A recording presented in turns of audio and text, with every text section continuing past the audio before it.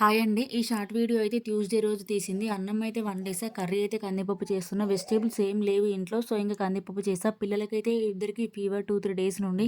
మా నిహాన్విని స్కూల్‌కి కూడా పంపించట్లే ఫీవర్ వల్ల. రైస్ ఏం తినట్లే. వాళ్ళు చపాతీలు తింటారేమో అని చేస్తున్నా. ఈ వెదర్ వల్ల కావచ్చు. అసలు పిల్లలందరికీ జ్వరాలే. కొంచెం జాగ్రత్తగా ఉండండి పేరెంట్స్ అయితే.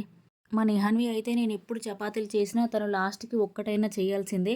ఆ పిండి ముద్దతో ఒక 1 అవర్ అయినా ఆడుతుంది. మా హద్విత అయితే నా పైనే ఉంటుంది మొత్తం. నార్మల్‌గానే తను నా చుట్టూనే ఉంటుంది ఎప్పుడు. జ్వరం వస్తే ఇక నా పైన నుండి లెవ్వదు అసలు. నిన్న ఆరేసిన బట్టలు ఇవాళ ఆరాయి. వాటిని అయితే అన్నీ మడత చేయాలి. షెల్ఫ్స్‌లో ఎంత నీట్‌గా సర్దినా మా బావ అయితే ఒక్క షర్ట్ తీస్తే దానిపైన ఉన్న, కింద ఉన్న షర్ట్స్ అన్నీ చిందరవందరం చేస్తాడు. నేను వీడియో రికార్డ్ చేస్తుంటే మా పిల్లలైతే ఇద్దరు నేను చూస్తా అని గొడవ పడుతున్నారు ఫోను ముందు. చపాతీలు చేసినా వాళ్ళసలు ఏం ఫుడ్ తినట్లే.